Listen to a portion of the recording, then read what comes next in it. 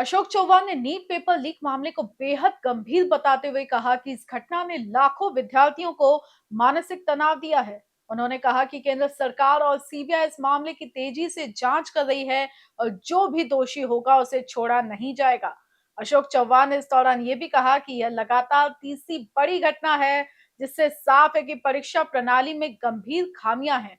उन्होंने शिक्षा व्यवस्था में बड़े बदलाव की जरूरत बताते हुए कहा कि टेक्नोलॉजी का दुरुपयोग रोकना बेहद जरूरी है। उन्होंने आरोप भी लगाया कि पेपर लीक और कॉपी का एक बड़ा रैकेट तैयार हो चुका है, जो पैसे कमाने का धंधा बन गया है। साथ ही उन्होंने मांग की कि कॉपी कराने वाली संस्थाओं की भी सीबीआई जांच होनी चाहिए। राजनीतिक मुद्दों पर बोलते हुए चौहान ने शरद पवार द्वारा प्रधानमंत्री की तारीफ को वास्तववादी बयान बताया। वहीं कांग्रेस नेताओं की मायावती से मुलाकात पर उन्होंने कहा कि कांग्रेस फिलहाल दिशाहीन नजर आ रही है और अपना अस्तित्व बचाने के लिए नए नए विकल्प तलाश कर रही है। अशोक चौहान ने कहा कि यह लगातार तीसरी बड़ी घटना है जिससे साफ है कि परीक्षा प्रणाली में गंभीर खामियां हैं। उन्होंने शिक्षा व्यवस्था में आमूलाग्र बदलाव की जरूरत बताते हुए कहा कि टेक्नोलॉजी का दुरुपयोग रोकना बेहद जरूरी है। उन्होंने आरोप लगाया कि पेपर लीक और कॉपी का एक बड़ा रैकेट तैयार हो चुका है, जो पैसे कमाने का धंधा बन गया है। साथ ही उन्होंने मांग की कि कॉपी कराने वाली संस्थाओं को भी सीबीआई जांच उन्होंने मांग की कि कॉपी कराने वाली संस्थाओं की भी सीबीआई जांच होनी चाहिए। राजनीतिक मुद्दे पर बोलते हुए चौहान ने शरद पवार द्वारा प्रधानमंत्री की तारीफ को वास्तववादी बयान बताया। वहीं कांग्रेस नेताओं की मायावती से मुलाकात पर उन्होंने कहा कि कांग्रेस फिलहाल दिशाहीन नजर आ रही है और अपना अस्तित्व बचाने के लिए विकल्प तलाश रही है। एक तर ही घटना फार गंभीर आहे. महाराष्ट्रात आणि देशातल्या नीटमध्ये अपेअर होणाऱ्या स्पर्धात्मक परीक्षा अन्य परीक्षांसाठी खूपच गंभीर बाब आहे आणि विद्यार्थ्यांना खूप मानसिक त्रास देणारी आणि विद्यार्थ्यांचं आयुष्यामध्ये एका पद्धतीने हा फार मोठा आघात आहे असं आमचं म्हटलं तर चुकीचं ठरणार नाही.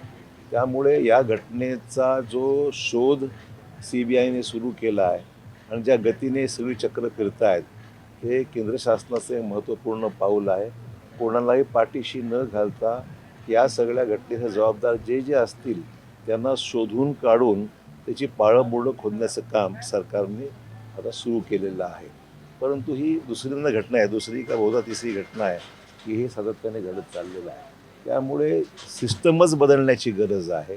एवढ्या मोठ्या स्पर्धात्मक पद्धतीने होणाऱ्या मोठ्या परीक्षेमध्ये लाखो विद्यार्थी अपेअर होत असताना सिस्टम मात्र कुठेतरी लूपहोल्स आहेत, कुठेतरी त्याच्यामध्ये उणिवा आहेत, ज्या बारकाईने पाहून आगामी काळामध्ये हे आज माणसं पकडल्या गेली, उद्या दुसरे कोणी निर्माण होतील. त्यामुळे याच्यामध्ये ती शक्यता पुन्हा निर्माण होऊ नये. विद्यार्थ्यांचे मानसिक जो त्रास होतोय तो वारंवार अशा पद्धतीने होणं उचित नाही आहे आणि म्हणून याची पाळंमुळं संपूर्ण खोदून सिस्टममध्ये आमूलाग्र बदल करण्याची गरज आहे. आता केंद्र सरकारने जाहीर केलं की आम्ही त्याला आता ऑनलाईन परीक्षा आम्ही घेण्याचा आमचा मानस आहे असं जाहीर केलेलं आहे. नवीन तारखा घोषित झालेल्या आहेत. कमीत कमी वेळेमध्ये आता पुढची परीक्षाही होऊ घातलेली आहे. आणि त्यामुळे यातून डॅमेज कंट्रोल एक्सरसाइज मोठा झाला आहे. विद्यार्थ्यांमध्ये नुकसान होणार नाही आहे, होऊ नये अशा पद्धतीने पुढचं पाऊल सरकारने आता टाकलेलं आहे. परंतु यातून जे काही निष्पन्न होतं आहे किंवा ज्याचं सक्सेस रेट ज्याला म्हणू की पॅटर्न अमुक आहे तमुक आहे, हे असं नसतं. म्हणजे हुबेहूब तसाच पेपर निघतो आणि त्याला लोक भुरळ पडतात, लोक ॲडमिशन घेतात. हा फार मोठा रॅकेट निर्माण झालेला आहे. पैसे कमवण्याचा धंदा मोठा झालेला आहे आणि म्हणून या स्पर्धात्मक परीक्षेला वेगळ्या पद्धतीने पाहून त्याच्या पद्धतीमध्ये आमूलाग्र बदल जे होतील ते योग्य दिशेने होतील. टेक्नॉलॉजी आता एवढी वाढली, कुठल्याच गोष्टी कुठे सापडतात, काही होऊ शकतं. त्यामुळे टेक्नॉलॉजीचा दुरुपयोग होऊन हे सगळं घडू नये याच्याकरता काळजी घेण्याची गरज आहे.